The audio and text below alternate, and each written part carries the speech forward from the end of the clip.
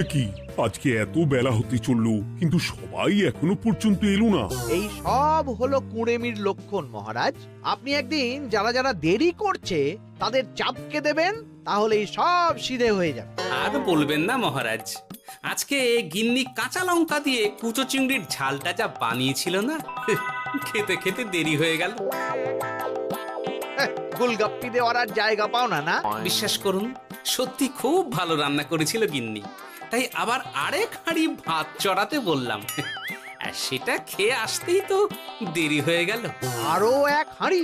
মহারাজ কিছু মনে করবেন না, এই পাঠশালা বন্ধ করে সব গুছিয়ে তবে এলাম। সুপ্রভাত মহারাজ। সুপ্রভাত মহারাজ। প্রভাত আজকে আর শুনেই, তোমরা সবাই এত কুঁড়ে হয়ে গেছো যে কি বলবো। মহারাজ, এই কুঁড়েমির আসল কারণ হচ্ছে চর্বি।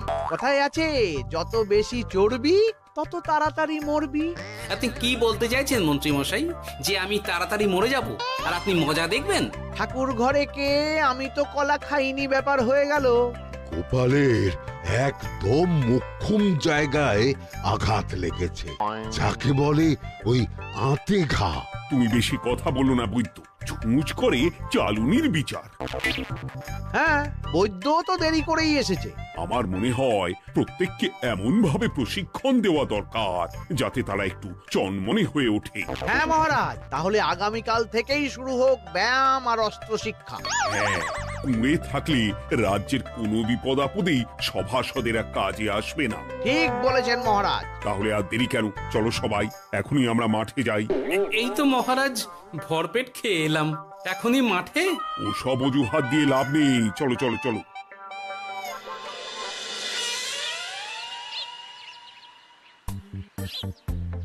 এবার সবাই সারিবদ্ধভাবে দাঁড়িয়ে পড়ো। কি গোপাল কোথায়? মহারাজ, গোপাল আপনার পিছনে দাঁড়িয়ে আছে, চুপি চুপি। এই গোপাল, যাও যাও, মাঠের মাঝখানে গিয়ে দাঁড়াও। এই চাঁদি ফাটা রোদে কেন মহারাজ সুস্থ শরীরকে ব্যস্ত করছেন? এইসব বাজে কথা শুনতে চাই না। শুয়ে বসে থেকে শরীরের কি অবস্থা করেছো? শরীরের নাম মহাশয়, যা সবে তাই সয়। তুমি যাবে না, তোমাকে এক্ষুনি বরখাস্ত করব। কি জ্বালা! যেখানে আমার সব কাজ বুদ্ধি দিয়েই হয়ে যায়, সেখানে গায়ের জোরের কি দরকার? হ্যাঁ, এই গোপাল, আমি 1 থেকে 3 অব্দি গুনবো, তারপরে সবাই এই মাঠের ধার বরাবর 5 বার পাক দিয়ে দৌড়বে। ঠিক আছে মহারাজ, আমি প্রস্তুত। আমি রোগা পটকা আছি, কোনো সমস্যাই হবে না। হয়ে গেল। সবাই প্রস্তুত? 1 2 3। কি হলো গোপাল, দৌড়াও দৌড়াও। মহারাজ, এর থেকে বেশি জোরে পারবো না। আই, কে আছো? একটা কঞ্চি দাও। এই সেরেছে। বেশ হয়েছে, বেশ হয়েছে, ব্যাটার এবার চর্বি কমবে। কি হলো গোপাল, হ্যাঁ হয়ে গেল? হ্যাঁ?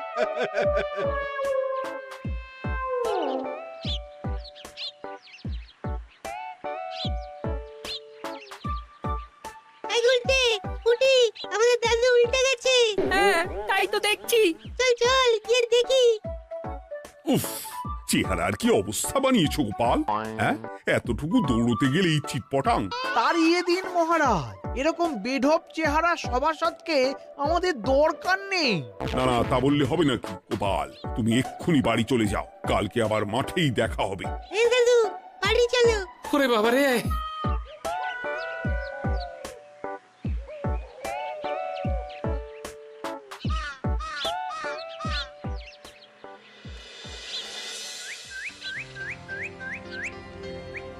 আরে ধুর ছাতার মাথা, তখন থেকে জল খেয়েই চলেছ।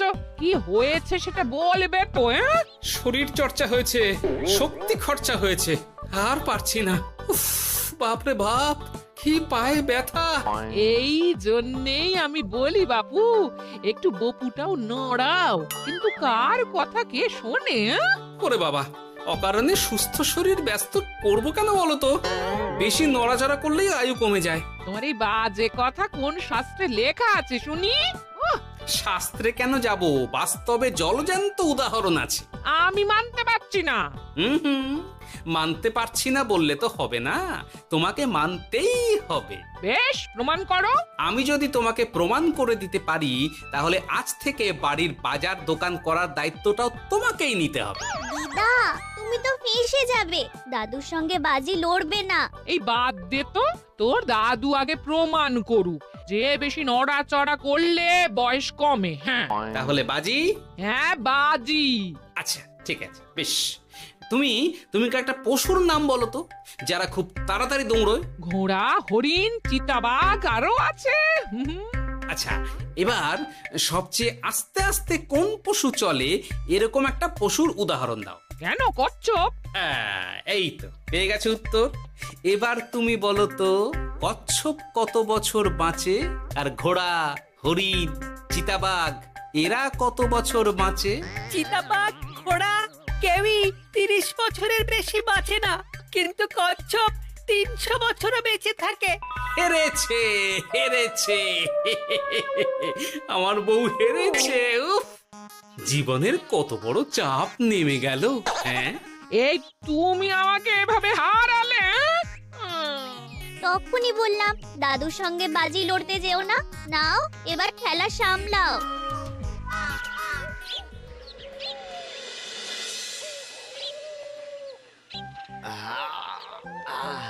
আরো ভালো করে মালিশ কর।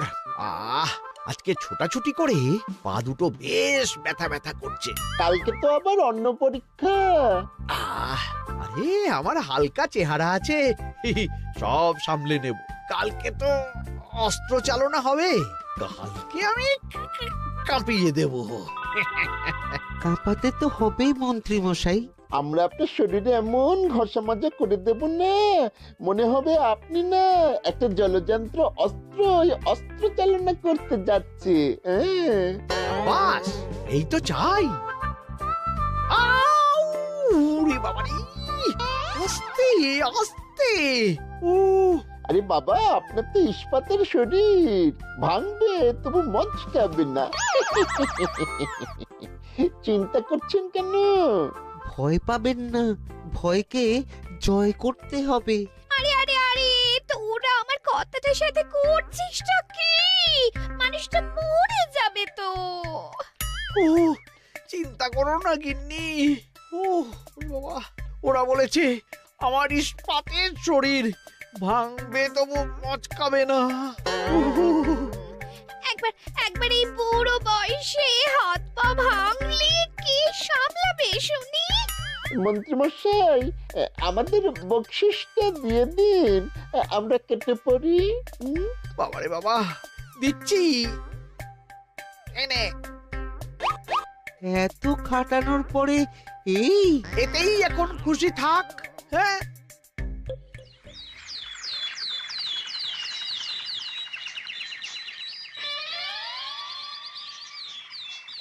এবার তোমাদের সকলকে অস্ত্র শিক্ষা দেওয়া হবে। উফ, রোজ রোজ কি জ্বালাতনে পড়েছি, বাপরে বাপ। বাবা মা কাউকে ডাকার দরকার নেই, ভালো না লাগলে রাজসভা চাকরি ছেড়ে চলে যাও। মহারাজ, এটা তো উচিত নয়। যে যেটাই পারদর্শী তাকে সেটাই করতে দিন না। একটা বাঁদরকে যদি আপনি বলেন শিকার করে মাংস খেয়ে দেখা, সে কি পারবে মহারাজ? মহারাজ, গোপাল একটু বেশি কথা বলছে, ওকে আপনি বের করে দিন। আমি তোমার কথায় গলবো না গোপাল, তোমাদের সবাইকে এখন অস্ত্র শিক্ষা শিখতেই হবে। কর্তার ইচ্ছায় কর্ম, এখন তো আমার আর কিছুই বলার নেই। তাহলে আর দেরি কেন, তোমরা সবাই একটা করে ঢাল আর একটা করে তলোয়ার তুলে নাও। সেনাপতি, বলুন মহারাজ। তুমি সকলকে অস্ত্র শিক্ষা দেবে, তলোয়ার চালানো শেখাবে। এক এক করে প্রত্যেকে তোমার কাছে যাবে, আর এক এক করে তুমি সবাইকে তলোয়ার চালানো শেখাবে। আচ্ছা মহারাজ, তাহলে ওই সবার প্রথমে চলে আসুন মন্ত্রী মশাই। হ্যাঁ, আমি প্রস্তুত। আমার শরীর ইস্পাতের মতো, ভাঙবো তবু মচকাবো না।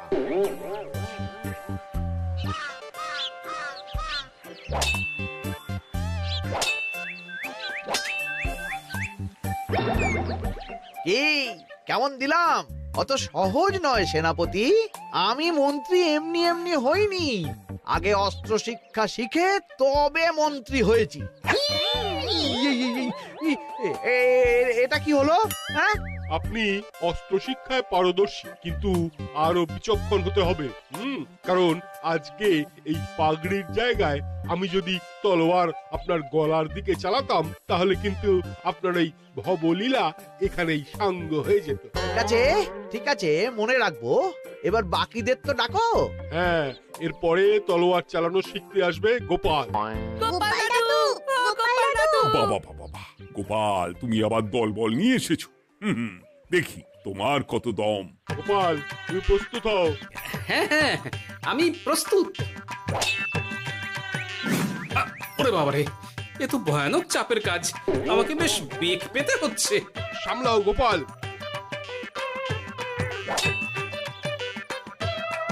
না, আমাকে অন্য রাস্তা দেখতে হবে। সেনাপতি, মহারাজের দিব্যি, তুমি আমার দিকে তলোয়ার ঢাল বাড়াবে না। এই এটা কি হলো? সত্যি তো, এটা কি হলো?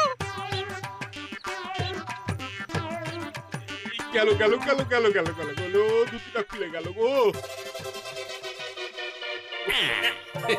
দেব নাকি এবার কুচ করে কেটে?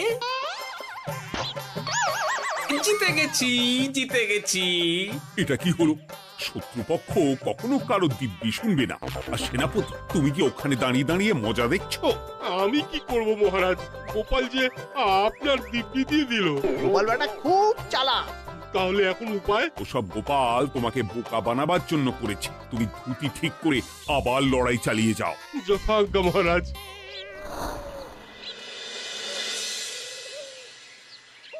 কিরে ন্যাপলা, তোদের দিদা আমার জন্য কি রান্না করে পাঠিয়েছে রে? এই তো ভাত, আলু সেদ্ধ, এই পুঁই শাকের ঝোল আর রুই মাছের ঝাল। আর তোদের যে তোষক, বিছানার চাদর আনতে বলেছিলাম, এনেছিস তো? ওই তো দাদু, কুটির গুলটে আর বাকিরা সবাই ধরাধরি করে নিয়ে আসছে। ব্যাস, তাহলে তার কোনো চিন্তা নেই।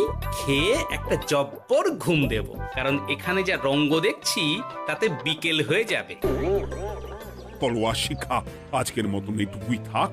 এবার শুরু হবে বল্লম শিক্ষা। সবাই আবার আগের মতন সারিবদ্ধভাবে দাঁড়িয়ে পড়ো।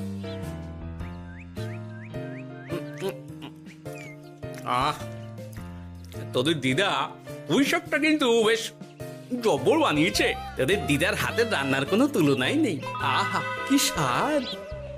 কি গোপাল আবার কোথায় গেল? এই তো মহারাজ, আমি এখানে ওই পুঁয়ের ঝোল আর রুইয়ের ছাল দিয়ে ভাত খাচ্ছি। এসব কি মাঠের মধ্যে খাওয়া? আরে শরীরটাকে তো রাখতে হবে। তাড়াতাড়ি খেয়ে এইদিকে এসো। আসছি আসছি আসছি। এবার আমি তোমাদের দেখাবো কিভাবে বল্লম নিয়ে তেড়ে যেতে হয়। দেখান মহারাজ।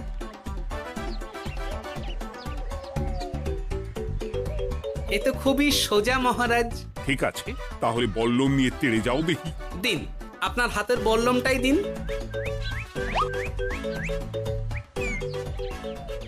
আরে আরে, গোপাল তো মাঠ থেকেই চলে গেল। আমি ডেকে আনছি মহারাজ। আরে আরে, ও গোপাল, গোপাল, মহারাজ ডাকছেন, থামো থামো। মহারাজ বলেছেন বল্লম নিয়ে তেড়ে যেতে, তেড়ে গিয়ে আবার ফিরে আসতে তো উনি বলেননি। আরে এ তো মহা মুশকিল। উনি এক্ষুনি তোমাকে মাঠে ফিরতে বললেন। সেটা আপনাকে বলতে পারে সেনাপতি, আমাকে তো বলেনি। আমি চললাম।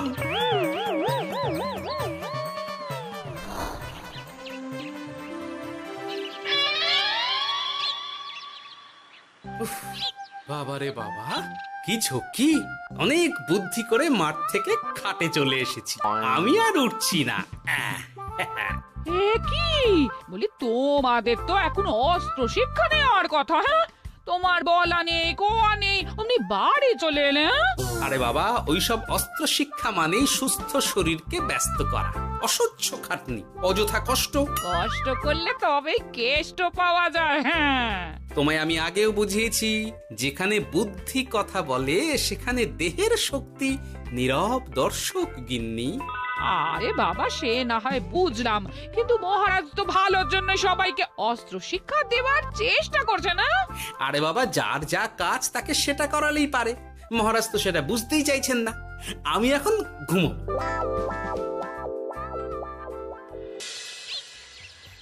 দরজা খোলো গোপাল, দরজা খোলো। গোপাল, গোপাল দরজা খোলো বলছি। ব্যাস হয়ে গেল, একটু শান্তিতে ঘুমাবো তার জো নেই। দরজা খোলো গোপাল। বলুন মহারাজ। তুমি কি পেয়েছোটা কি গোপাল? রাজসভায় দেরি করে আসবে, তারপর অস্ত্র শিক্ষার সময় ফাঁকিবাজি দেবে, এভাবে তো আর তোমাকে মনে হচ্ছে রাজসভায় রাখা যাবে না। মহারাজ, গোপাল তো মুখের কথার লোক নয়, ওকে তাড়িয়ে দিই। কেন মহারাজ, আমি কি এমন মহাপাপ করেছি যে আমাকে তাড়িয়ে দেবেন? এই যে আমার কথা শুনছো না, এটাই তোমার অপরাধ। অপরাধ নেবেন না মহারাজ। পণ্ডিতের দায়িত্ব পুজো করা, সভাকবির দায়িত্ব কবিতা বলা, সাহিত্য চর্চা করা, আর আমার দায়িত্ব হাসি মজা করে আপনার মন ভালো রাখা। কিন্তু আপনি আমাকে জোর করে যুদ্ধের ময়দানে ঠেলে দিতে চাইছেন। এটা আমার ইচ্ছে। আমিও তো মহারাজ ইচ্ছে করলেই অনেক কিছু করতে পারি, চোখ বন্ধ করে লক্ষ্য ভেদ করতে পারি, শুধু বুদ্ধি দিয়ে। আরে বাহ, এত বড় কথা! তাহলে মহারাজ, ওকে বলুন পরীক্ষা দিতে। কি পরীক্ষা? আমি একটা ঘরে বর্ম পরে দাঁড়িয়ে থাকবো, তোমার হাতে অস্ত্র দেব, আমার মাথায় একটা আপেল থাকতে হবে, আর তুমি কিভাবে আমার মাথা থেকে ওই আপেল ফেলতে পারো দেখব। এ তো খুবই সোজা। কি গোপাল, তাহলে লড়বে নাকি বাজি? হ্যাঁ, লড়তে রাজি আছি। তাহলে আজ রাতেই হয়ে যাক পরীক্ষা। যদি এই পরীক্ষায় উতরে গেলে তো ভালো, নইলে তোমার চাকরিটা গেল। গোপাল, তুমি পারবে তো? সে দেখাই যাবে। আজ রাতে তাহলে রাজবাড়িতে দেখা হচ্ছে। যদি আমি এই পরীক্ষায় বিফল হই, তাহলে আমার চাকরি আপনি কেড়ে নেবেন, আর যদি সফল হই তাহলে মন্ত্রী মশাইকে শাস্তি দেবেন। আমি নিজে সারা কৃষ্ণনগরে নাক্ষত দেব। বেশ, দেখা যাক।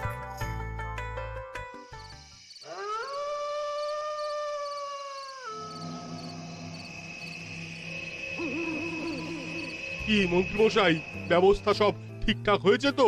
হ্যাঁ, এবার শুধু গোপালের পরীক্ষার পালা। আমি তাহলে বাইরে গেলাম, গোপালকে পাঠিয়ে দিচ্ছি।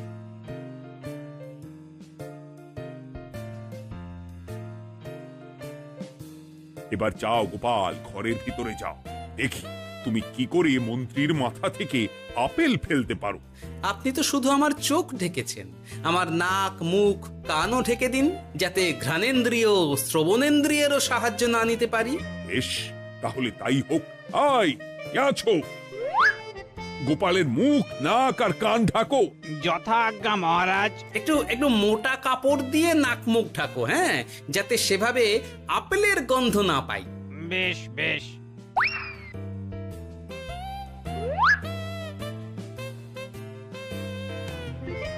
যাও গোপাল। গোপাল, এবার তোমার চাকরি গেল। এবার তুমি কি করবে?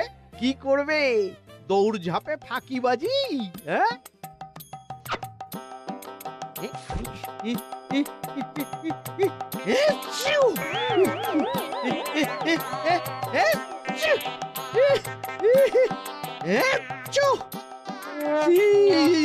গেল গেল গেল গেল গেল, আপেল পড়ে গেল। আপেল পড়ে গেল? মহারাজ, এর মধ্যেই গোপাল আপেল ফেলে দিয়েছে। ঘরের ভেতরে চলো।